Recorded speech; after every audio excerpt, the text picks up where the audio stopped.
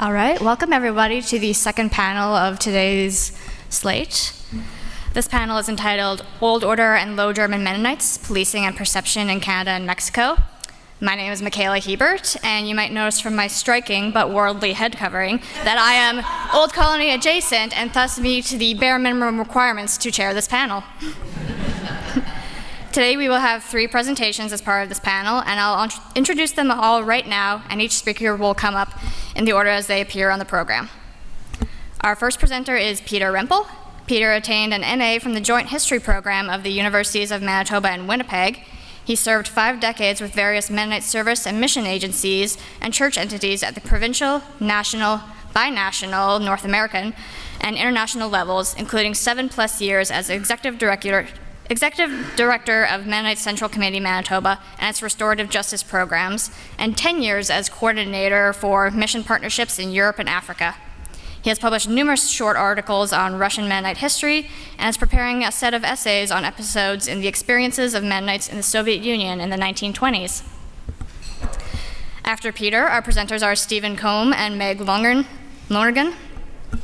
Stephen is Professor of Criminal Justice at the University of Winnipeg, Canada, where his teaching and research focus on crime and culture. His current SSHRC-funded research addresses colonial violence, environmental harm, and Indigenous-led protest. His work has been published in leading international journals such as the British Journal of Criminology, the Theoretical Criminology, and Crime Media Culture. He is the co-editor of the Annual Review of Interdisciplinary Justice Research. Meg is a PhD candidate and lecturer in legal studies at Carleton University. While her research normally focuses on the intersection of law, morality, and sex, especially obscenity law and pornography, she is a senior research assistant to Dr. Stephen Kohm and pursues research related to Canadian crime and culture. And last but certainly not least, Ben Nobbs-Thiessen is the chair in Mennonite Studies and co-director of the Center for Transnational Mennonite Studies at the University of Winnipeg, where he also serves as editor for the Journal of Mennonite Studies. His current research explores Mennonite return migration from Latin America to Canada. So without further ado, Peter, the floor is yours.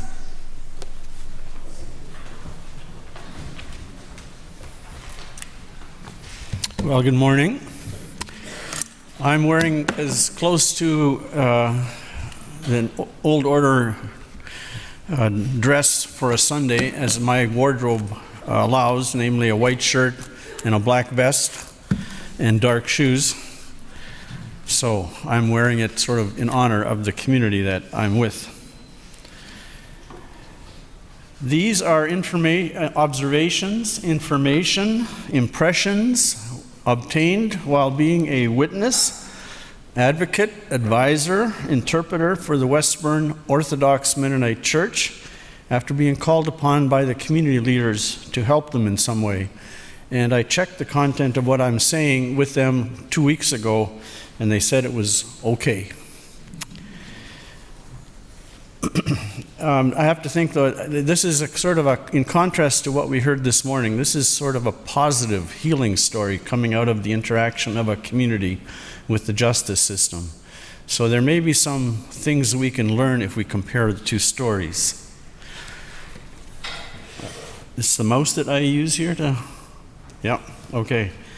So in my slide projection, I will have several points on every slide, but I will probably only speak to 1 or 2 or 3 at most of them.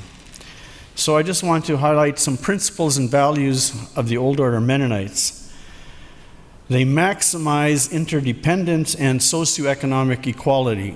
That's what explains their choices about which technology they adopt, which they reject. They're looking for things that do not individualize, that do not create pride or vanity. And so they also address this by practicing mutual aid, by sharing labor and money, substantial amounts of money to help each other out. The origins of the Westburn Orthodox, now called Old Order Mennonite Church. 1889, Old Order Mennonites and Modernizing Mennonites in Ontario separate. In the 1950s, several conservative Old Order groups joined to form the Orthodox Mennonite Church.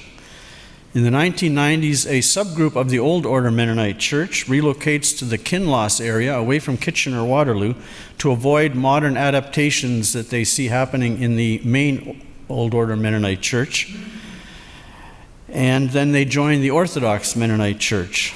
And then in 2007, 13 households, about 90 persons, moved to Gladstone, the area of Gladstone, Manitoba, in the Westburn municipality. That's about 180 kilometers northwest of Winnipeg. A few comments about their stance toward government and society. They pay all due taxes and obey all laws, though they have negotiated some accommodations for themselves, like they do not need to enroll in social insurance numbers, and they do not need to accept photo ID to get passports, so they're crossing the border without passports at this point. And they decline basically all government financial assistance, and you can see them listed there. So they're paying all the taxes, but they're not taking any of the benefits that the government provides. Community practices.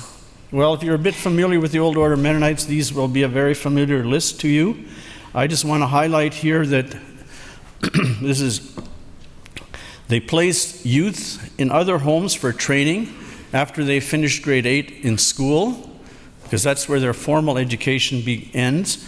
And so the girls go into different homes for homemaking and childcare, and the boys are getting training in farming and trades.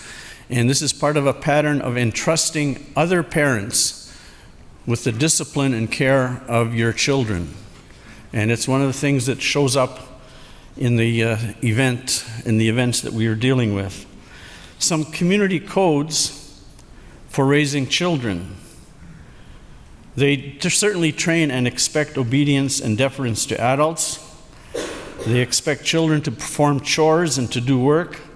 They include children in almost all community projects, from barn raisings to harvesting.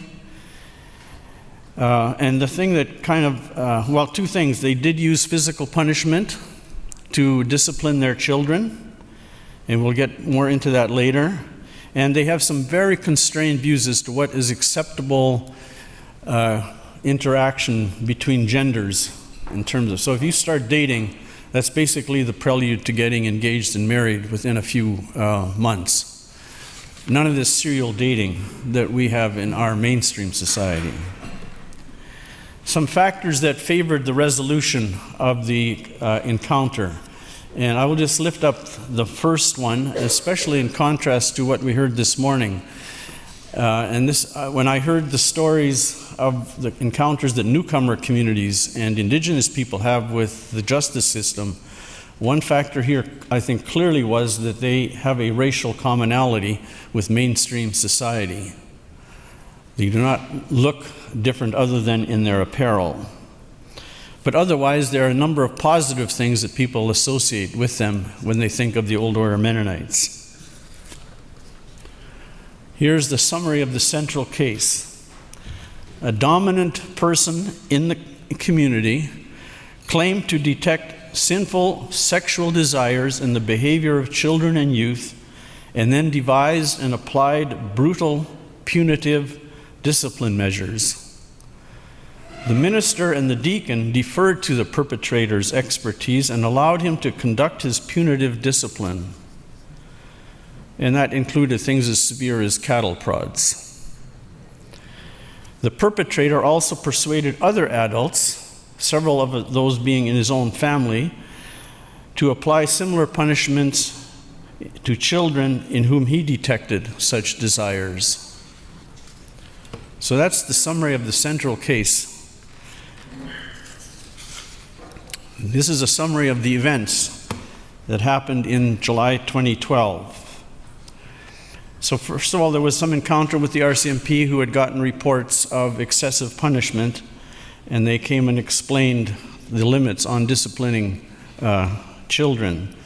Then, unrelated to that, the children of one family disclosed sexual abuse by their father to the minister. The community in keeping with its ethos of if children need protection, you move them out of the home, planned to move the children. The father announced his intention to move back to Ontario. The minister was concerned that if they moved back to Ontario, the children would be subject to continuing abuse, and so he reported the allegations to the RCMP, something that he would not typically have done, but he was so concerned. The RCMP stepped in, interviewed children, learned of other excessive punishment at the instigation of the primary predator that I mentioned earlier. Child and Family Services stepped in and apprehended 40-plus children, every last child in the community, from nursing infants to teenagers, and placed them in foster homes, usually in conservative Mennonite foster homes. At that point, the community contacted me. Subsequently, 13 adults were charged with abuse of children. Interesting, there were no charges arising from the first allegation that the minister reported. In fact, some of the other children were placed into this abuser's home by Child and Family Services, something that still mystifies the community and many others. So, in the central point, community acknowledged that it erred in being influenced by the primary predator to punish innocent children and was deceived by him about his methods of discipline. We recruited a number of counselors, qualified counselors, and we formed a helpers group that met regularly with the community leaders and then sometimes with the whole community to talk about ways forward. With Child and Family Services, we formed a restoration team, including its director for the region, the community leaders, and the advisor, to resolve custody concerns that arose while the children were in custody, and then to expedite the return of the children. The parents engaged lawyers to contest the custody. And they also engaged lawyers to defend them against the criminal abuse charges. It's actually a deviation from typical order Mennonite practice. They would not typically go to hire lawyers and to defend themselves in court. And then finally, we also explored the possibility of creating a circle of guidance and accountability. And this was somewhat inspired by them reading the story of the restorative justice approach that was implemented in the Hollow Water, Whole River community. And they were inspired by this, and they told me, we have a lot in common with the values of the indigenous community when it comes to solving this kind of community strife. But that approach was not, I guess the justice system was not ready to go that route. So the court placed 9 persons under peace bonds for 1 year, sentenced 2 persons to 1 to 2 years of incarceration, banished 1 to Ontario for 3 years, the wife of the perpetrator, and sentenced the main perpetrator to 5 years of federal prison time. And he was also excommunicated from the church. A summary of the stance of the justice system. As suggested earlier, Child and Family Services leadership was ready to confer and collaborate. There was some hostility and prejudice on the part of some social workers. They seem to have determined that this was a sect that needed to be eradicated. And one way of eradicating it would be to remove all the children. And so we were contending with that kind of hostility for a time. But otherwise, we found the justice system to be treating the community fairly. The stance of the community: passive submission to governmental intervention. The leadership was very consultative. Almost any measure that was talked about in terms of what would be another step forward involved the minister and the deacon conferring with almost virtually every household in the community, husband and wife, and then coming back to the helpers group and saying, yeah, okay, I think we can go ahead with that. Or no, let's rather not do that. And then articulate parents who were able to articulate their needs, their desires, their observations of what was going on and what was happening to them. I think another key factor was that the children demonstrated remarkable resilience and good emotional health even while they were in custody under apprehension, and a desire to return to the community. And then the community admitted its transgression and a contrite apology to children in the CFS. And so here I will just read a letter that the community wrote toward the end of the process in about 2015.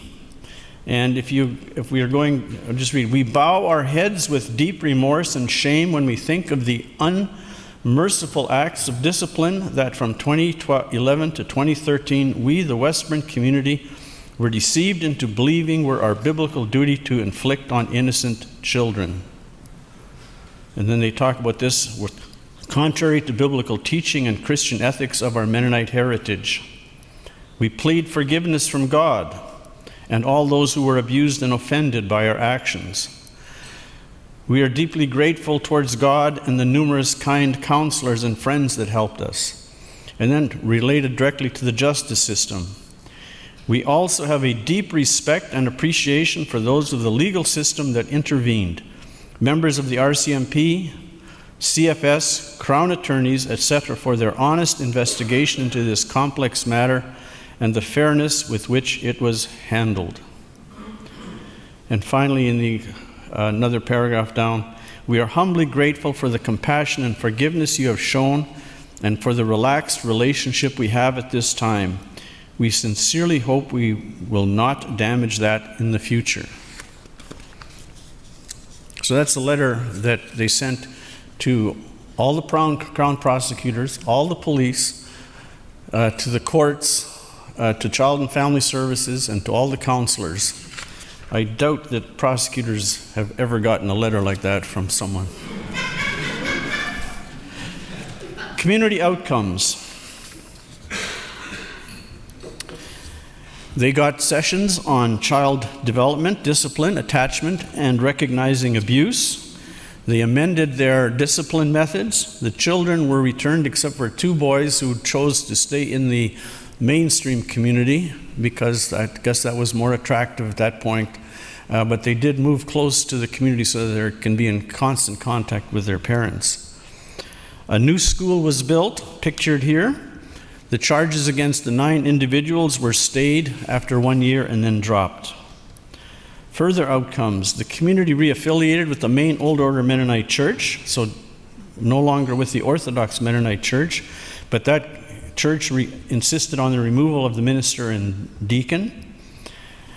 And the perpetrator and most of his family members have dispersed to other Mennonite churches, Mennonite communities in Ontario and Manitoba. And here's just a list of the parties in the encounter. From community, child and family services, the justice system, lawyers, churches, agencies, helpers, media, government, and neighbors. And the community was relating to individuals in all of these. And I might mention, in many of these, there's a direct Mennonite contact. The individual in the role was a Mennonite, or we had a Mennonite connection to them so that we could arrange a meeting with them. So the Mennonite network also functions sort of in the background here. The developments in the last 10 years, they adopted a protocol with Child and Family Services for responding to allegations. Families with abuse survivors have now arrived from Ontario for support because this community has the reputation that it, as was stressed in the earlier session, it believes survivors when they say that they have been abused, and then it creates support groups to help the family and the individual to deal with this trauma of their abuse. New ministers and deacons have been installed. A second school has been built. Their commercial enterprises have expanded. So here you see a nice supermarket. And they are planning the ordination of their own bishop in November 2025. I hope to attend that.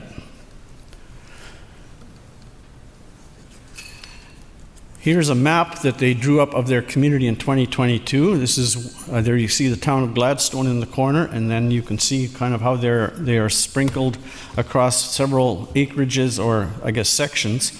So presently, they are at about 46 married adults, 40 youth, that's people who have graduated from school, grade 8, and are still single, 40 pupils, and about 40 preschoolers, so their number now is about 166, compared to the 90 that they came with in 2007. A child's message to the community. A young Martha initiated lamplight lessons, a little newsletter that she sent out. And she has this message on the second issue, or was it maybe the first one? It's a story about two boys who saw someone floating downstream. They jumped into the water and saved him from drowning. They kept noticing this happening. A hospital was built. Someone came to visit the hospital. It bothers me that you don't look down upstream to see what's going on.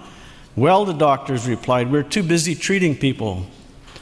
The editor's comment, can we learn from this? We need to get to the root of the problem instead of only treating the symptoms. A wise word from a young Martha, who is now a teacher in the community, 12 years old at the time. My conclusion, in their encounter with the justice system due to their transgressions, the Western Old Order Mennonite Church, though on the margins of mainstream society, sought and attained healing through self-examination and contrite collaboration with outside helpers and the justice system, and amended its child discipline practices. The community is now emotionally healthy, economically flourishing, spiritually united, restored to the Old Order Mennonite Church family, and able and willing to care for newly arrived survivors of abuse from other Old Order Mennonite communities. Thank you for your attention.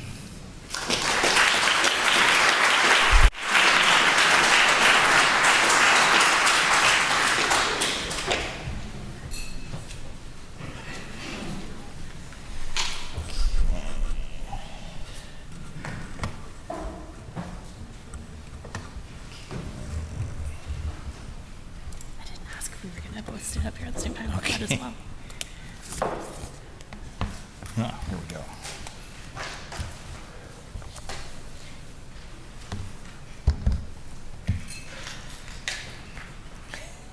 Okay.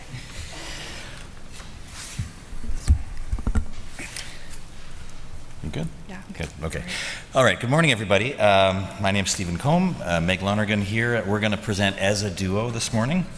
So first of all, just thank you so much for having me. I'm a criminologist, and it's very nice to present to an engaged audience that is coming at these issues from very different kinds of perspectives than I'm used to. So I'd just like to start by saying, spoiler alert, we're going to be talking about some films and some television, and we will be giving away some of the plot points. So that might be important to you to keep in mind, but you may have already seen these. So with that said, popular criminology views crime media and academic criminology as parallel and complementary discourses that attempt to explain crime. Crime media draw from and shape social thought about crime and its players, offering popular explanations for criminality and criminal justice. Moreover, American criminologist Nicole Rafter argues that crime media conveys ideological messages and helps to shape the myths that a society lives by. So crime media may therefore be analyzed by criminologists like me to better understand the broader cultural meanings of crime and justice in society. So this paper stems from a larger project analyzing Canadian crime media over the past century. Today we're going to analyze a small subset of Canadian crime media that are set expressly in Mennonite communities, focusing on how these texts construct ideas about crime and community. We argue that these popular texts emphasize complex entanglements of community as both a root of crime and also an antidote to crime and injustice, echoing aspects of academic criminology.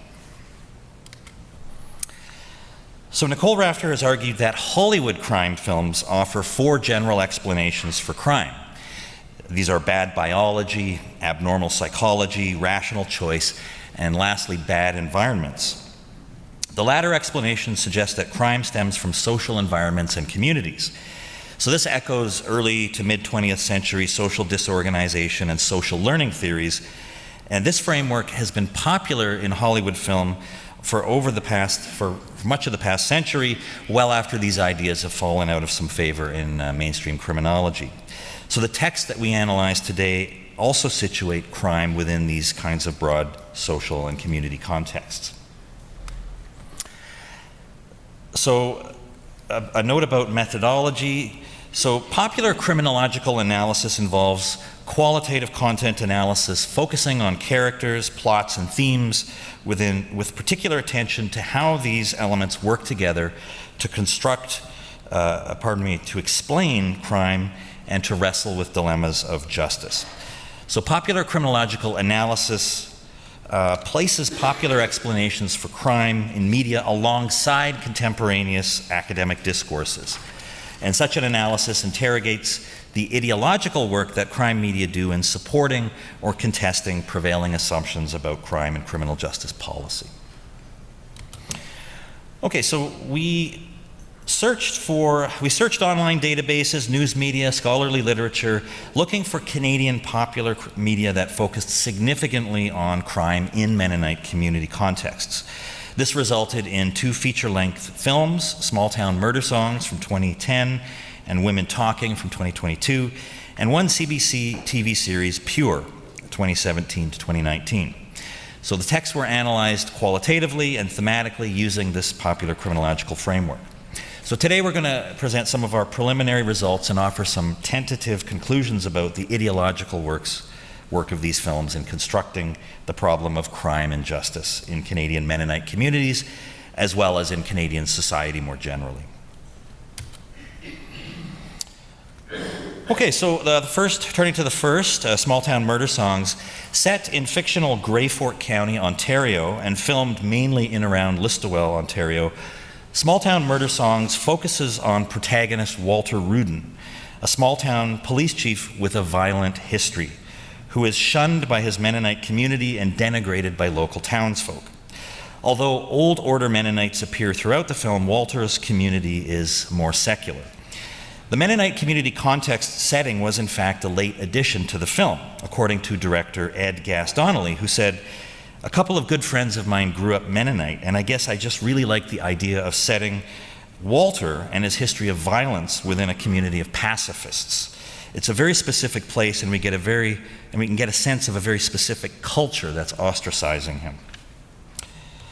So the film explores the roots of Walter's violence during a murder investigation of a young woman that quickly becomes connected to his own personal life. Prime suspect Steve lives with Walter's ex-wife Rita. Steve won't let Walter forget about his violent past. He taunts Walt, "You know, you're no different than what you was, no matter what you say." So the animosity between the men mirrors broader questions of justice, rehabilitation, and forgiveness, highlighting a tension between Walter's sincere desire to change and a public who can't or won't forgive and forget. Now, the film also delves into questions about the nature of violence, whether violence is a learned or an innate biological drive, which again connects to criminological theory. The film juxtaposes the instinctive violence of animals, dogs in particular, with Walter's struggle over his violent impulses. And there's 3 scenes in particular that really highlight the nature of this tension. So in the first, Walter views Olive, an elderly Mennonite woman. She asks if the victim was killed by coyotes and relates a story from her childhood when her cousin Mary went missing and they were ready to string up old poor Tom, she says, thinking that he'd done it. Instead, Olive says, "Damn coyotes dragged her off. That's just the way she is. It can't be helped," she says. So Olive's anecdote links criminal violence with instinctive animalistic drives rather than with human action, social processes, or community environment. Second scene when police pick up Steve for questioning, a dog barks aggressively in the front yard, and a uniformed police officer places his hand on his weapon in response. Walter watches from the patrol car, looking agitated. Eventually, he walks quickly toward the dog, grabbing a large stick. And instead of beating the animal with the stick, he offers the stick to the animal to chew and comforts it, showing kindness and understanding for the distressed animal. So according to the director, this scene demonstrates that Walter has a kinship with the animal's violent instincts. He offers the empathy and the understanding that he seeks from the community while subverting our expectations for his potential violence. And the third scene, Walter drives the mother of the murder victim home from the morgue. As they drive, the radio blares news about a 3-year-old girl that's been abducted from a schoolyard. She muses, ain't gonna find him, and even if they do, he'll probably just get a couple of years. No difference, she says. If a dog done it, they'd put it down. She asks Walter, you think that's fair? Is that justice? And Walter watches in the rearview mirror, saying nothing. Now, at the film's climax, Walter confronts Steve, who's armed with a baseball bat, and Walter takes the bat from Steve and menaces Steve for a moment with it, seething with rage, but he stops himself. And there's a momentary flashback to a violent episode in Walter's past, and then Steve grabs the bat, and then Walter quite literally turns and offers him the other cheek, and Steve proceeds to beat him violently. The next day, battered and bruised, Walter tells his pastor, I could have put him down, but I'm not an animal. I'm not like that anymore. So Small Town Murder Songs offers a popular criminological framework for understanding violence and rehabilitative change. Walter's journey suggests that change is possible even in the face of community intolerance and stigma. The Mennonite community plays only a supporting role in Walter's journey, arguably. He remains shunned by his father, who refuses to speak to him, even when Walter comes to him in crisis, seeking the comfort of community. Thus, Walter overcomes his violent past despite his dislocation from the Mennonite community. So loss of community is perhaps Walter's punishment for his past transgressions. All right, so moving on to Pure, a series that I've spoken with a few folks here about.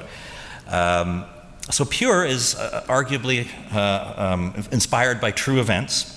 So Pure is set in a fictional Old Order Mennonite community near the fictional town of Antioch, Ontario. Noah Funk reluctantly accepts his role as community pastor because of his deep faith in the will of God, an overarching theme of this first season. Despite facing danger and taking actions that run counter to his Mennonite beliefs, Noah remains unwavering in his conviction that he has been chosen by God to deliver his community from the grip of Mexican Mennonite mob leader Eli Voss, aka Uncle. Voss and his deputy Jerry Epp threaten and extort the community to traffic drugs from Mexico. So echoing Durkheimian conceptions of mechanical solidarity and conformity, Pure highlights the corrupting influence of modern life on the insular community. Life outside among so-called Auslanders is a dangerous prospect.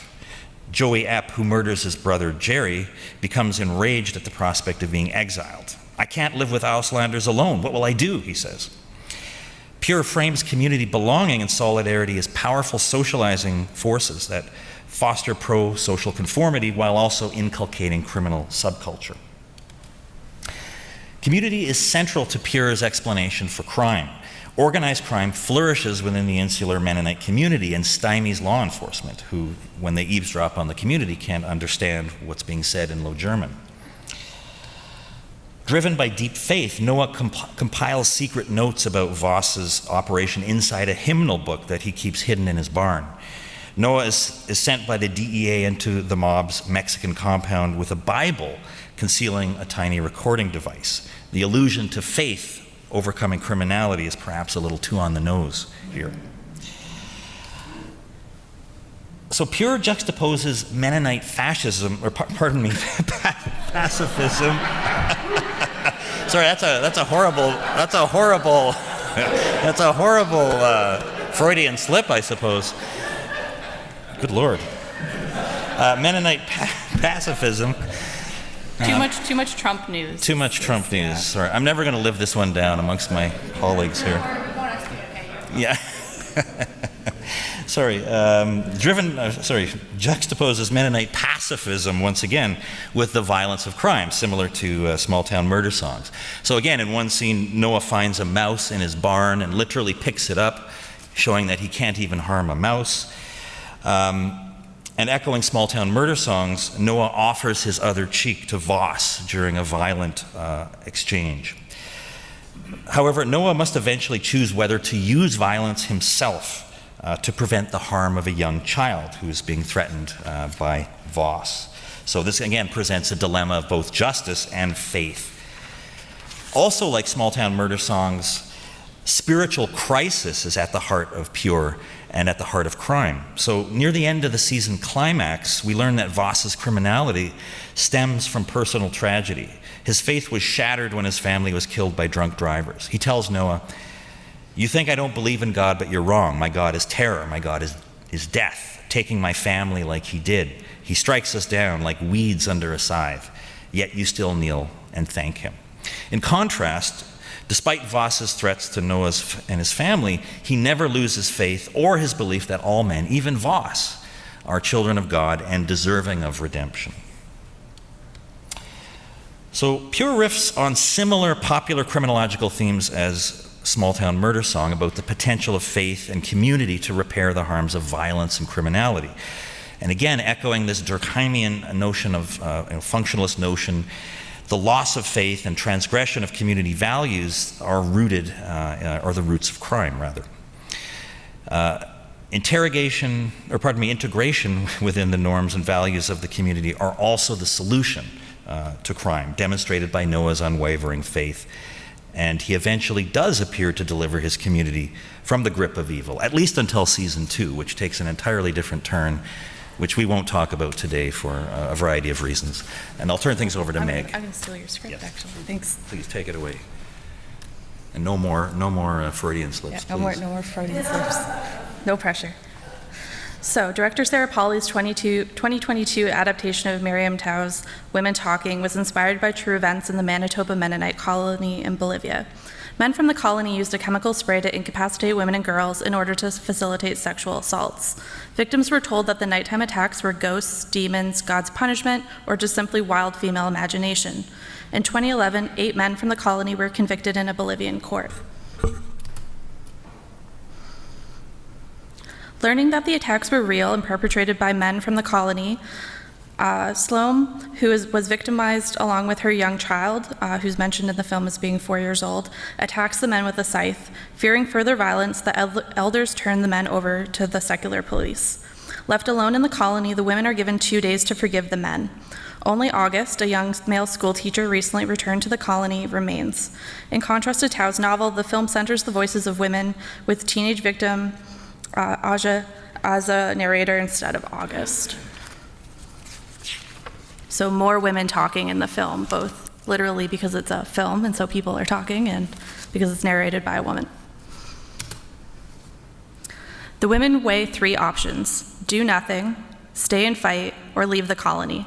Like the other texts we analyze, Women Talking explores themes of faith, pacifism, and community. However, victimization and constraints on women are foregrounded. It is a story of victimization and survival and hope for forgiveness. 3 discussions from the film highlight these themes and tensions. First, the women grapple with whether forced forgiveness is true forgiveness. If they do not forgive the men, they will be banished from the colony and will be unable to enter the kingdom of heaven. Their discomfort with performative forgiveness highlights that this would be a false act and a lie. Second, while recognizing that the men who knew and did nothing were also guilty, Ona theorizes that although these men are guilty, they are also victims themselves of the, quote, the circumstances that have been created and ordained, end quote, by the elders and structures of the community. While the term patriarchy is not used, this male-dominated community structure is rooted in the oppression and exploitation of women. And third, the women realize that they must leave the colony, in part because it's the only way that they may be able to forgive the men. Also, community matriarch Agata reminds the women that pacifism is the central tenet of their faith, and if they stay, they will experience further violence and will be complicit in that violence, concluding that forced forgiveness is not real forgiveness. By leaving, they are committing a supreme act of faith. By sacrificing family ties and community, the women follow their pacifism to avoid violent conflict. They hold out hope for reconciliation and what they believe they are entitled to, safety for their children, to be steadfast in their faith, and to think.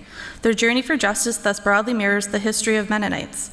In contrast to the violent acts and failure to act by the patriarchal elders, the women talking best exemplifies the tenets of their faith. And so in conclusion, the ideological work of crime media to shape and reflect social understandings of crime, community, and justice is demonstrated through these texts. Canadian Mennonite crime media focuses on community and faith as central to both crime and redemption.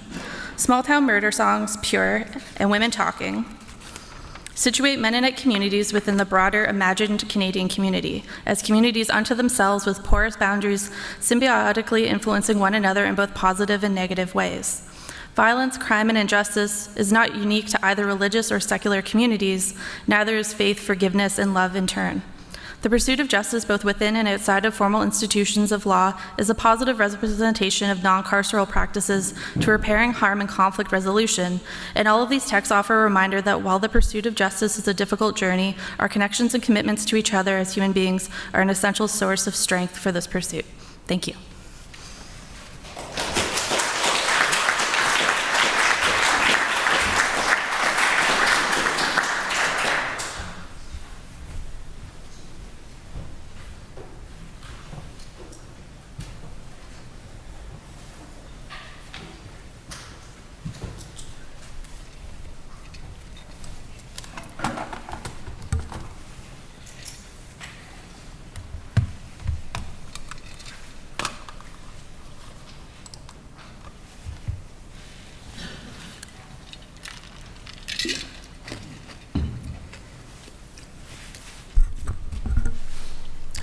Hello, everyone. They want time to stand still. They are old colony Mennonites, began host Hannah Gartner in a 1992 CBC special on the Fifth Estate. The episode, provocatively titled The Mennonite Mob, documented a remarkable terrestrial drug smuggling network that stretched over 3,000 kilometers from the Mexican border state of Chihuahua to Leamington, Ontario in central Canada. Tracing the transnational family ties that connected Mexican Mennonites with family members in Canada brought Gartner to the US-Mexico border. I was shocked, remarked one U.S. Customs official, noting the routine nature of Mennonite border crossing in El Paso over the years, that a religious organization is tried and true would smuggle dope. After a while, it just sinks in and you think, nothing's sacred anymore, the official sighed.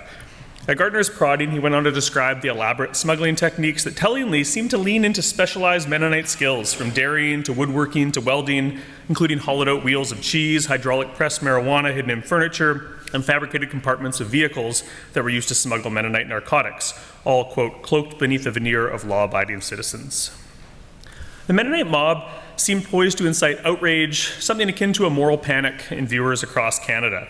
In this and an array of subsequent journalistic exposés I'll talk about in this talk, Latin American Mennonites did not appear as romantic representatives of a bygone era. Rather, their quaint cosmopolitanism was recast as a threatening transnationalism in which they became perpetrators of a highly politicized international criminal circuit, the expansion of drug trafficking across North America. Now, such oscillating perspective is not without precedent. In The Amish and the American Imagination, David Weaver Zerker concludes with a similar juxtaposition when in 1989, George Bush and top federal drug officials executed a carefully staged, if widely mocked, visit to Lancaster County, Pennsylvania. Bush, pursuing the war on drugs initiated by his Republican predecessors, met with Amish and Mennonite leaders to learn from their communities how America could, quote, stave off the scourge of drugs. A decade later, news outlets and late-night talk show hosts had fun with this, picking up a contrasting story in which two Amish youth were arrested for possession of cocaine with ties to a local biker gang. As the Amish case suggests, Mennonite narco-narratives find common ground with other migratory communities, including some that also occupied the US-Mexico borderlands and notoriously, though not principally, engaged in clandestine trade. Diasporic networks often possess a remarkable transnationalism through parochialism that has facilitated the flow of bodies and commodities across national borders. Terms used to describe ethnic criminal networks for other groups could easily apply to Mennonites. For instance, in exploring the transport of heroin in barrels of olive oil from Istanbul through New York to Mexico by Sephardi Jewish communities, Devi Mays speaks of cultural commonalities, a shared language, geographic dispersal, and wide connections, likely facilitated involvement in narcotics trafficking. Well, in a recent study of new Chinese criminal entrepreneurs, Alex Chung finds, quote, a set of career criminals with a common ethnic origin, dialect and language, and cultural ties who have competitively cornered different illicit markets. The key to their success at all collective levels is mainly attributed to the value of their ethnic sameness and network closure. Again, terms we could apply to Old Colony Mennonites. Now, state and popular accusations of smuggling are also quite revealing. Mennonite claims to whiteness, model agrarianism, and faith-based tradition meant they largely passed without scrutiny by law enforcement before recent reports of smuggling emerged. In contrast, other diasporic communities, and it's important to note this, have faced long, hyperbolic connections to criminality or racial scapegoating. In Mexico, for instance, the Chinese community was obsessively targeted as purveyors of illicit substances with ties to transnational criminal organizations, which fed into their expulsion from most of northern Mexico in the 1930s. Anti-Semitism in Argentina in the early 20th century fed wildly disproportionate accusations that Jewish immigrants were exclusively operating the sex trade, which was legal at the time, and engaging in human trafficking, or white slavery as it was referred to. Rather than address white mob violence in the wake of 1907 race riots in Vancouver, to give a final example, Canada passed some of its earliest drug legislation with the 1908 Opium Act as a way to target the Chinese community. In addition to revealing the ways in which ideas about race, ethnicity, and purity shape perceptions of diasporic criminality, these cases also point to the centrality of diasporic brokers, members of the migrant community, in managing those perceptions. As Mir Yarfitz argues, while Jewish prostitution in Buenos Aires involved a tiny, minuscule portion of the community, the city's Jewish community as a whole was profoundly shaped by its response to this issue, particularly in the context of new waves of Jewish migration from Eastern Europe, in terms of managing perception. In the case of Narco-Mennonites, increasingly acculturated Canadian Mennonites who had arrived in earlier waves to Canada in the 1870s through to the 1940s and 50s raced to respond to media reports of drug smuggling Mennonites from Mexico. And it's this subject that I want to turn to in the remainder of this talk. Since the mid-70s, these Canadian Mennonites have been engaged in outreach and assistance for the thousands of Mennonites from Mexico that were heading north to Canada as seasonal laborers and permanent settlers. In Manitoba, the Canadian Concerns Program, or KCP, and in Ontario, the Ontario Mennonite Immigrant Advisory Council, OMIAC, were programs of Mennonite Central Committee to provide support around challenges related to housing or health, education, job placement, and citizenship faced by Low German newcomers to Canada. As the Fifth Estate expose prepared to air, MCCers debated how to respond. They worried that the reputation of these tens of thousands of resettled Mennonites from Mexico would be compromised. A flurry of communication took place between these MCC workers and reps, hoping to contain a possible moral panic. As requests for comment flooded in from newspapers, they hoped, in the words of a March 10th letter from David Worth to John Longhurst, to, quote, give some background and help set the context. That same day, Abe Workington sent out a memo to MCC workers with set talking points. He emphasized the minuscule portion of smugglers in relation to the community at large, saying, if one Mexican Mennonite in 3,000 or 5,000 sells drugs, isn't the real story that there aren't more, especially given the poverty and low income of many Mexican Mennonites? He wondered if the Fifth Estate would, quote, mention the racism and exploitation they face in Canada, or how they have saved Ontario farmers by providing cheap stoop labor. The day following the expose, MCC released an official statement. It expressed, quote, concern and sadness at the revelations, but also put forward three core messages repeated in much of subsequent reporting on the issue. First, it worked to contextualize the conditions contributing to Mennonite smuggling, pointing to a lack of arable land in Mexico, the growing Mennonite population, and widespread poverty. Second, it sought to protect the reputation of the thousands of Mennonites from Mexico in Canada so that they not be tarnished by actions of a few individuals. Finally, while the Fifth Estate had alleged that an organized ring of Mexican and Canadian Mennonites had smuggled millions of dollars of marijuana through the US into Canada, MCC questioned whether such an organization exists, although they acknowledged that they know of individuals who have smuggled. Even as Varkentine was working to minimize the impact of the evolving story, MCC workers openly wondered about the extent of these Mennonite drug smuggling networks. Reading the internal messaging coming from Warkentine, who is based in Manitoba, one wrote to a colleague that the figures Abe mentions in his information sheet of 1 Mexican Mennonite and 3,000 or 5,000 involved in the drug trade are not accurate for Southern Ontario. We both know the names of a number of individuals who have been involved in the trade, which proves the above figures to be quite conservative. We believe and hope that only a few are involved, but we have no handle on how widespread the problem is in Southwest Ontario.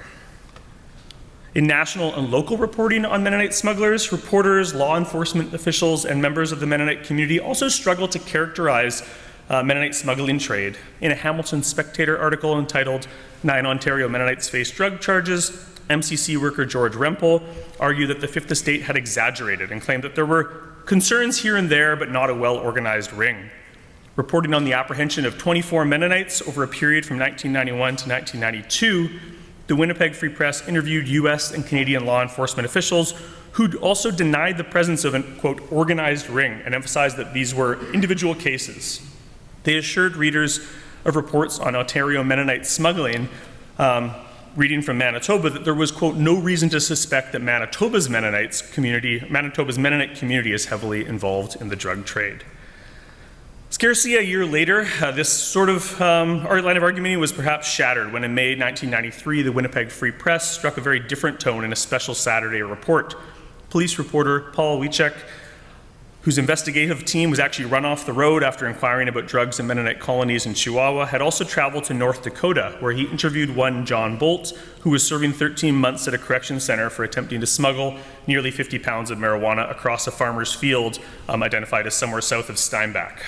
Bolt, who had cooperated with the authorities for a lighter sentence, described others participating in the trade, asserting that they are making big money. They are not what police call small-timers. The special issue cataloged a number of prominent Mennonite arrests over a period of years stretching back into the late 80s from Texas to Windsor, Ontario, along with the increasing value of a pound of marijuana for its readers as it went from purchase in Mexico and Chihuahua at $30 a pound to street sales in Canada up to $6,500. The article also warned Manitobans that illegal entry into the province was easy, as smugglers' cars are, quote, simply driven through any of the hundreds of farmers' fields which make up the Manitoba-North Dakota border. From 95 to 97, as a moral panic, term I'm using in this essay, emerged over outlaw motorcycle clubs, OMCs for short, engaged in sort of a period of warfare in Quebec, open warfare in the media. A separate moral panic was brewing over OCMs, Old Colony Mennonites, involved in smuggling. Rather than one-off accounts of individual cases, the arrest of a Heinrich Redekop, Peter Barch, and Peter Penner from the Leamington area of Ontario in 95 once again pointed towards an expanded, sophisticated drug ring. The men had carefully staged and moved vehicles from Fort Rouge to a fruit orchard near Kohm, which is just outside of Leamington, to evade potential surveillance. They had retrofitted a sophisticated van filled with secret compartments stashed with hydraulically compressed marijuana, now viewed and often referred to by law enforcement as quintessentially Mennonite tactics. Justice Kenneth Ouellette sentenced the three men with 5 years for possession, which was common for some of these other early smugglers, but also 7 years for conspiracy to import based on wiretapping individuals, including Barch's wife's phone. I'm describing it as a highly sophisticated commercial operation and not an isolated incident. Prosecutor Richard Pollock hoped the stiff sentences based on the supplementary conspiracy charges would send messages to the community. Customs official Jim Johnson, interviewed in a separate article, agreed. It's really hard to build trust in the Mennonite community. They're wary of outsiders. The smugglers know this, and they are using the Mennonite community to hide in. The leaders think they are helping us by dealing with matters internally, but they're actually being exploited by the smugglers. Now, this paper doesn't really have a conclusion because this problem continues to surface. It has something more of an Alberta epilogue, so I'll make some references to that here, sort of the geographic transformation of smuggling and reporting on it. So by the 90s, when Barch, Redekop, and Penner were sentenced, MCC workers were acknowledging slowly that the three didn't really fit the usual model of marginalized immigrants trying to make money that they'd put forward in some of these earlier releases. The imagined line between nefarious smuggler and community member was also blurred and perhaps even anguished for some MCCers. A small community of MCCers have been on the front lines of a mass migration from Mexico. Warkentine knew one smuggler, a bandman, quite well and advocated for his transfer from US to Canadian prison. He was serving a sentence in New Mexico and he wanted him to finish his sentence in Canada. This attracted some negative attention and editorials in newspapers in Manitoba. The smuggler Barch that had been charged with conspiracy in that 1995 case, sentenced in 97, had also been actually instrumental in working with OMIAC over the years, assisting in the registration and citizenship requests for many of his fellow Mennonites from Mexico. He'd even lent OMIAC members his vehicle from time to time, according to one MCC worker, though hopefully not the same one he'd used to smuggle drugs from Mexico. More critically, Alberta had emerged as a new destination for Mennonite return migration. In a 1997 article entitled Drug Smugglers in Sheep's Clothing on the Ontario case of Barch, Red Cop, and Penner, a reporter admitted that given the recent migration of a large contingent of Mexican Mennonites to Alberta, there are now questions about whether the Mennonite drug menace, quote, is coming to the prairies. A local customs agent asserted that so far there is no evidence that the influx of Mexican Mennonites has led to an expansion of the marijuana trade into Alberta. But an MCC Alberta rep, who had himself arrived decades earlier in the 1960s from Mexico, wasn't so sure and was simply keeping his fingers crossed. A decade later, such hopes, along with assertions by Workington that Mennonite smuggling was disorganized or individual cases, were no longer tenable. In an editorial in the Steinbach Carolyn in 2004, Workington confessed that he, quote, sank into depression after reading another expose about Mennonite drug smuggling. This one appeared in the magazine Saturday Night and detailed the Mennonite shift to smuggling cocaine in place of marijuana, along with the increasing tie to criminal elements from the Juarez cartel in Mexico to organized biker gangs in Canada for street-level distribution. The following year in 2005, the Tabor Times, Tabor is just east of Lethbridge on the number 3, devoted a special section to a 2-day conference called Hooked on Hope. It opened with the provocative question, is our town spiraling out of control with a drug problem that threatens to engulf all of Tabor? Though they answered in the negative, the sections that followed included a special interview with MCC worker Ruben Buchert, who acknowledged that some of his clients are using and trafficking in drugs. By 2012, newspapers were reporting that Abram Clausen of Tabor and Jacob Dick of Coaldale had been caught in a criminal conspiracy involving $2 million worth of cocaine. It was the subject of a 15-month multi-agency investigation by the Integrated Border Enforcement Team involving local police, RCMP, customs officials, U.S. Homeland Security, and others. An expose the following year opened cheerily that the small town of Grassy Lake is an Alberta community with strong ties to Mexico through the Mennonite community, exemplified by a diner's menu which features tacos alongside pierogies, while then pivoting to grimly identify the region as a possible cocaine distribution hub involving members of the religious order with ties to the brutal Juarez drug cartel. The moral panic over Mennonites, to a degree, had been contained by some of the work that MCCers had done to contextualize the situation, but in the case of Alberta, Ontario, and southern Manitoba, it had moved from an early epidemic to something that seemed to be now endemic and widely reported in the media. Thanks.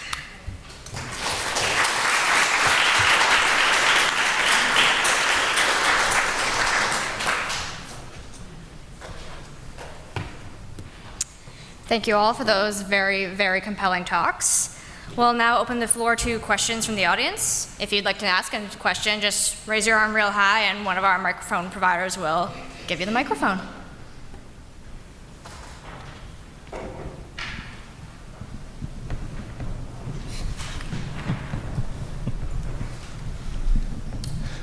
Thank you, Peter, for your presentation that gave us a deeper understanding of something we all heard from headlines. My question, have you seen any evidence of the long-term impact on the children who were abused, who would now be young adults? For example, have you seen any statistics chronicling how many stuck with their old order community compared to similar communities where presumably there is no abuse? Okay, I don't have access to statistics. I would just observe that when we've gone to the school, when we've interacted with the children in the community we visit maybe once or twice a year,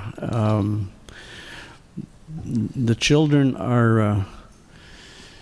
are very content and happy. I guess one sign was one of the practices at weddings is that the children go down in the home. They go down the aisles of the people in chairs and they hand out little bags of popcorn.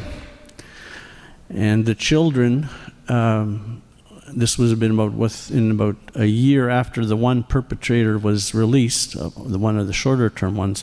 The children made a point of going to him and giving him their bag of popcorn.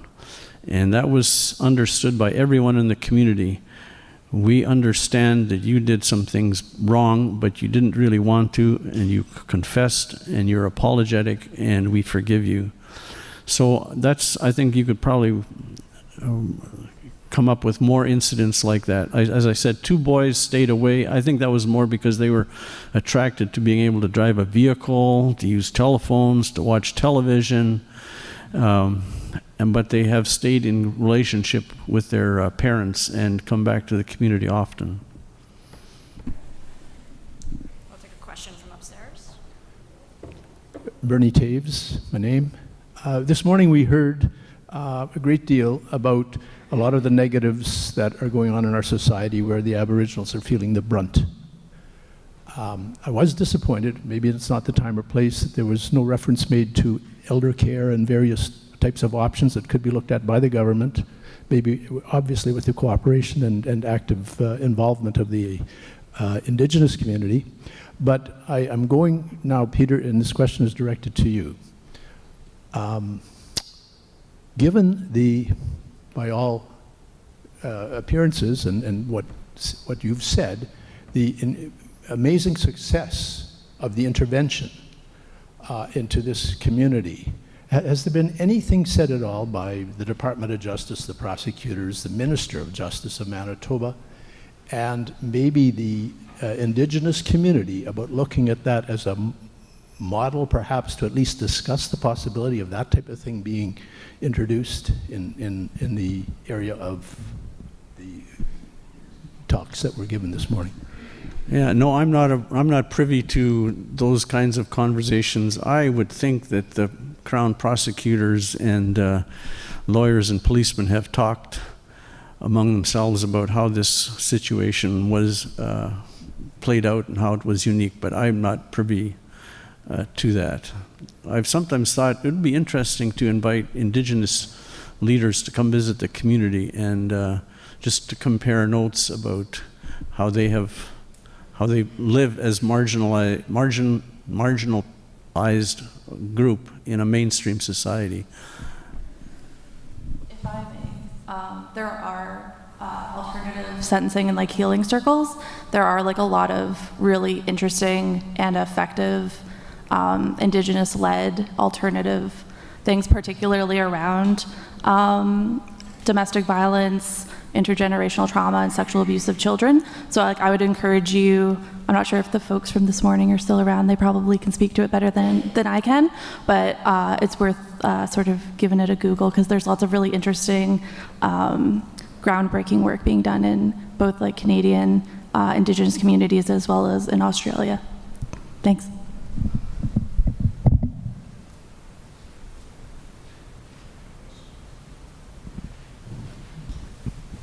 Hello. My question is for Meg about the film and the book Women Talking. This is sort of an artistic question, so I don't know if it has a concrete answer, but I am curious what your thoughts are on Miriam's choice to have a man sort of be the narrator of that story, and just why that might be. I was thinking about it and curious about it. Yeah, thank you for the question. I actually had seen the movie first, which is not my usual way of going about things, because we were doing this, so I had to watch the movie and I was like, oh, this is really cool, I want to read the book that it was based on. And I think in a lot of ways I like that the film focuses on the young teenage girl who is one of the 2 girls who catches the men attempting to assault. I don't know if it's them, it's unclear, or catches him about to assault other people, and then he turns in the other men who are participating in this. And if I hadn't read the book, I would have been like, oh, this is clearly just like the better of the 2 options.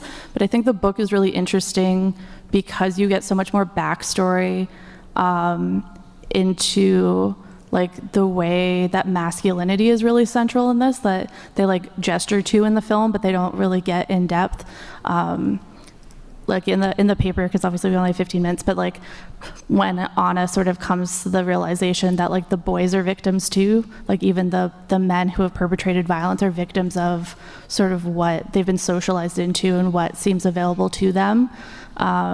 like is also a form of victimization is really rich. And so in the book, because it follows August and like his relationship to his mother and like feeling out of place, like he's writing, I think, most of it from like in jail, because he like gets swept up in like a squatter's like raid and is just sort of like bumming around in England. Like it's like a very like weird thing compared to the story in the movie.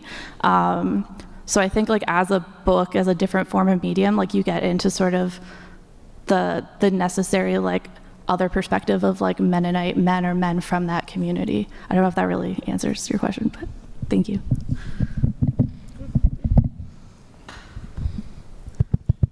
Name is Kenneth Giesbrecht. Two comments, one comment, one question. Stephen, don't feel bad about misspeaking, because you might have a point there.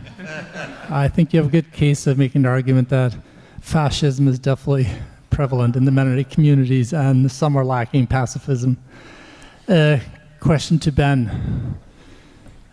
The geographical location of a couple dozen Mennonite colonies in northern Mexico, how much does that play a role in them being involved in this trafficking? Have you heard about that, read about that? I mean, that's also prime territory for the cartels, like all within 100 kilometers of the US border. And so, yeah, I'm wondering if you've heard more about that, studied more about that. I mean, I'm not justifying anything that these 1% or less are doing or being involved in, but just wondering if you know more about that.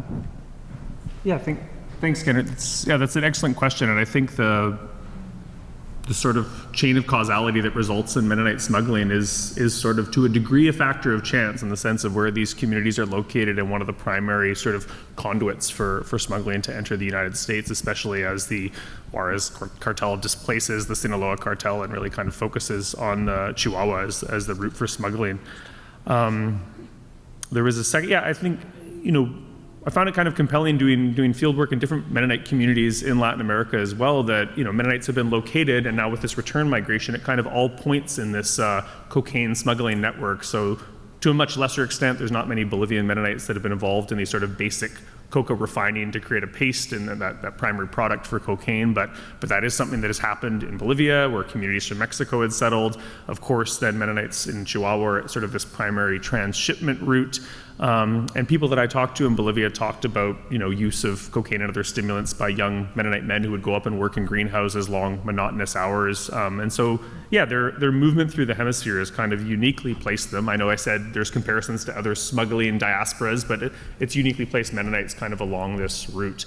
And then I guess it would be, mistake not to. The news coverage of Mennonites in the Canadian press typically focuses on the apprehension of smugglers, and there's not a lot of violence tied into that process, but we know that in Chihuahua there is a significant amount of violence, and some of that has been intra-community violence related to those who are involved in the trade and become pulled closer to it, but also a lot of violence carried out by cartels, which compel people sometimes to engage in this trade or prevent them from leaving it if they might have just entered, out of desperation. So there was a case in Alberta that I didn't get to, in which an individual also apprehended smuggling made a claim that he was being forced to do so by the Juarez cartel, and his claim was denied in the sentencing. He was charged normally. They kind of implied that because he'd gone back and forth 3 times to do this smuggling for the cartel, that clearly he was not actually afraid of his life, which sort of grossly misunderstands the ability for cartels to threaten family members who are still residing in Chihuahua. So there's a lot of the violence, of course, pushes out of that area. Hello, my name is Janet Plenert. Peter, this one is for you primarily. We've talked a lot about narrative and the power of narrative and truth. And as I think about that, and as I listen to your stories, I thought about Nickel Mines and the power of forgiveness and how that story has played out through the world. The story you told today has an element of repentance and transformation that I think is desperately needed for church communities. How do we encourage one another in repentance and transformation? And this story, which hits such negative vibes in the media, you have shown us sort of a full circle on that story. How do you think that story can be used for the encouragement of others? Well, that's not a question for me. That's a question for everybody. I guess what my mind goes back to is one thing that one of the speakers this morning said about listen for the truth and believe it and heed it. And just keep doing that over and over again, because now this community is believing the truth that survivors come to tell them, and that prepares them to provide support and healing. And so that would be just one measure that I would suggest. And while I'm talking, I would just mention that one of the helpers that we drew upon is with us also in the room, Hank Dixon, who was then working for Initiatives for Just Communities in Open Circle. So Hank is there in the central aisle. You can also ask him for more details. And I have brought a few artifacts, like the map and more copies of the lamplight lessons if you want to come later and have a look at those items. Thanks. Troy Osborne. Since Alex Tepperman's presentation yesterday, I've been thinking about the roles of intermediaries and sort of acculturated Mennonites speaking on behalf of people who may not have asked for them to speak for them. Guys in my church giving the Auchins more credit for repentance than he himself gave. For example, this goes to all three of you. So it's a big question, maybe no one can answer it, but thinking about the role of intermediaries or lack thereof.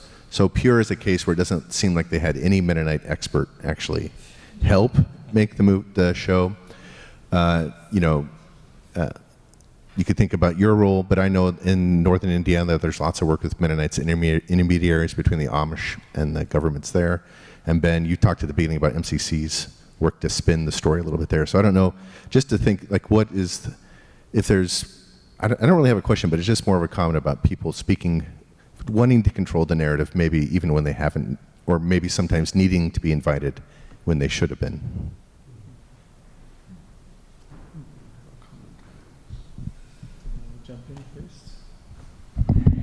I mean, I think part of why we decided to frame our paper as more reflective of like Canada and stories about Canada than about Mennonites is also because like we're not very familiar with Mennonite culture whatsoever, and so that's sort of our to this conference is our broader work on, you know, what does it mean to make something Canadian, like Canadian film or Canadian television, which if you want a really boring conversation, I'm happy to talk to you about like the legal standards of what makes something a Canadian film and sort of how outrageous it is.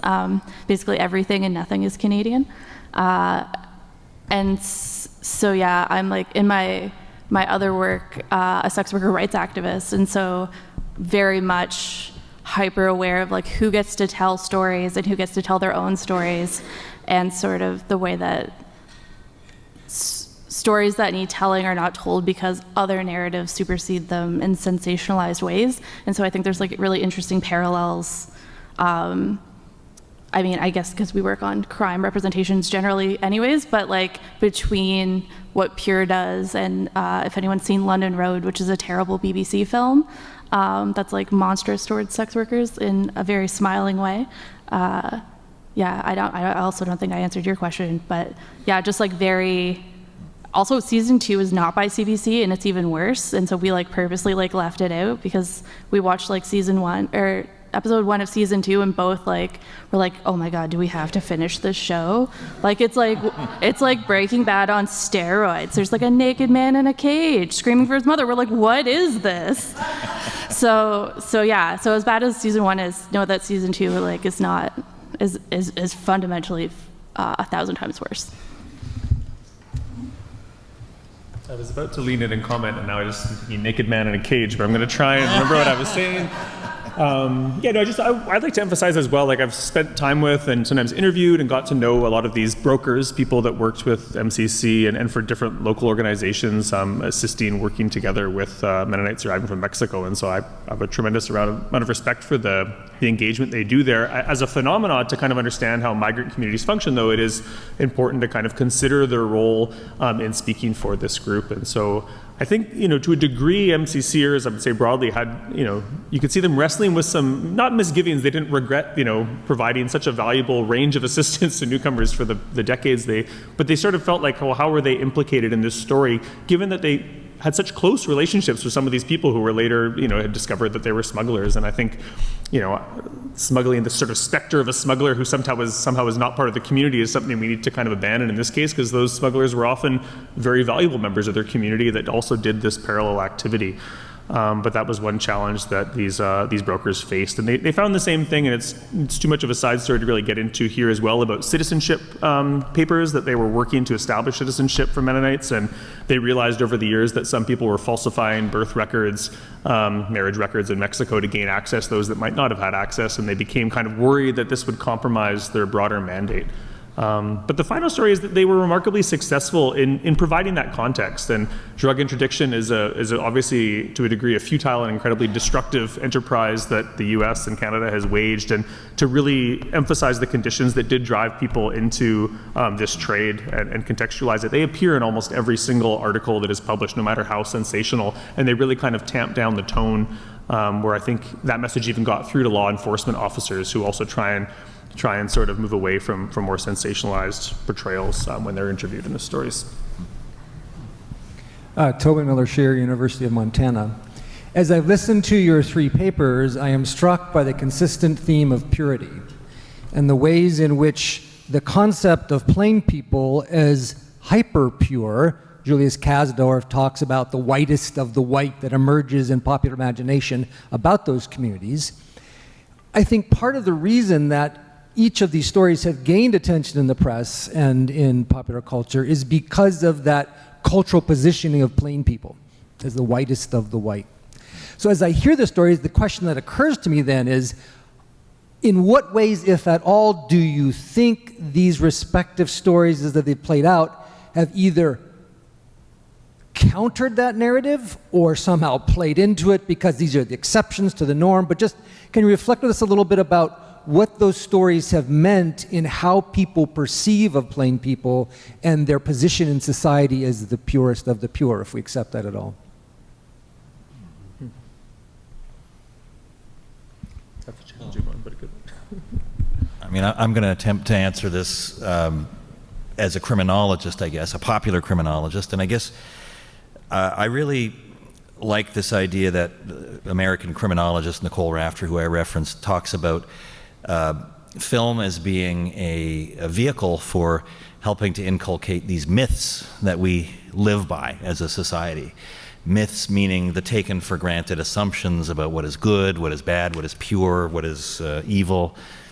And I think I would argue that these just kind of contribute to exactly what you're saying, this notion of purity versus evil, good over evil. And that's the classic work, ideologically speaking, of crime media, is to reassure us that these things have explanation, that there are people who can understand and address the problems of crime and injustice. Whereas we know the world isn't quite like that. It's never quite that simple. So I think these are part of inculcating a myth in society and reassuring us in some way that crime is something we can understand and explain. Even when it takes forms that I think folks find surprising. And I teach a class on media, and we talk about this man bites dog phenomenon, where the stories that are, capture our imaginations are the ones that seem so out of our everyday experience. So the idea of a community, an old order or old colony community, being involved in mob-like activities captures the imagination in these kinds of ways. But yeah, again, I'm not sure if I've answered your question either, but I would come back to this idea of myth and the work of media in kind of making those myths and reinforcing those myths that we live by. If I can just add really quickly, just because women talking is so sort of unique to the other two texts that we look at, because although it's also inspired by a true story, it's already framed as being an imagined sort of response. And so while sort of the writing prompt is based in a true crime, the rest of it is very much sort of deliberately and transparently constructed and engaged in broader conversations around sexual violence and community and law and justice and how to respond to those, particularly outside of a carceral system. So also the way that like representations and like creative forms of media allow for imagining like a better world, which is like a central thing. I'm teaching a criminal justice reform class right now, and like the criminological imagination and like utopic, like just thinking beyond anything that you have ever thought you could think about is really central to that seminar. And so like, as bad as that is, sort of holding out hope that we can imagine better futures if inspired by like bad representations and bad media and terrible events, as like a sort of hopeful thing, even in like darkness of reality. I'm a little bit confused with Mennonite smugglers. It seems like you were talking about the justice system dealing with them in North America.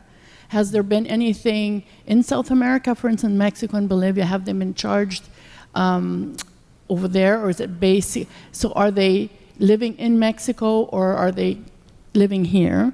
And if they are living in South America, do we have any information how the community itself has treated them? Or are they dealing their own Mennonite justice with them? Are they shunned? And if they are prosecuted and found guilty, and are they allowed to come back? Like, I'm curious about how the community there deals with it. Yeah, that's a great question. And sorry, I kind of like left a bit of that out of the story in interest of time, but certainly the community who's involved here are typically Mennonites who are leaving northern Mexico and other places, but leaving, say, Chihuahua and traveling up to Canada either permanently or seasonally to work. And so they're kind of the back and forth vehicle for that movement of drugs. But the status of those individuals is an important question. And that press release that MCC put out when the expose broke, they were quick to identify that, these people are actually not recognized as Mennonites by the Old Colony Church because they had presumably been excommunicated. And that's a bit of a problematic distinction to say that suddenly, well, they're not really part of that community because they're still living within this broader Mennonite sphere in Chihuahua. But the people going back and forth were often people that had been excommunicated. They had little economic opportunity, and so they looked to move north. And when they did so, they often purchased vehicles which might have subsequently resulted in their excommunication. So they had a distinct status and relationship to the Old Colony leadership who wasn't really in a position to discipline them any further. And I'm not suggesting that some people within the Old Colony Church were not also smuggling, but a significant portion kind of had this cyclical effect, right, where they might have been pushed out of the church. That might have led them to move north. The move north might have opened the possibility to engage in smuggling in this kind of cyclical seasonal migration. Yeah, that's part of the answer. Yeah, happy to elaborate. My name is Garrett Epp. I'm following up on Tobin's comment, and you answered, Stephen, that it kind of perpetuated what people think in society. As a lover of movies, and I watch movies, the question that rose in my mind is, what would a movie look like where that would be subverted and would maybe be a revelation to outsiders looking at, hey, it's maybe not what I thought it was? Mm-hmm. Mm-hmm. Yeah, that's a really good question. Again, I think Nicole Rafter would argue that most films don't subvert these myths that we live by. Most play into them, reinforce them. But there are a small number of very critical films that she calls critical, alternative, that subvert expectations about justice, that basically show us that our what we assume to be true is actually not true, and they might show us that justice is elusive, it's fallible, it's often subverted. But those films are often hard to watch because I think because they run up against our own deep-held beliefs. So in my work, I try to show films that show different conceptions of justice. A film that I show in my class, and this doesn't have anything to do with our topic today, but there's a film called The Woodsman that talks about a sex offender's reintegration into society and the challenges that person faces in the face of community intolerance. But it blows up a lot of the myths that people have around that, but it's really uncomfortable. And students have told me that it's hard to watch. They don't like to watch it because it blows up this simplistic explanation that they have.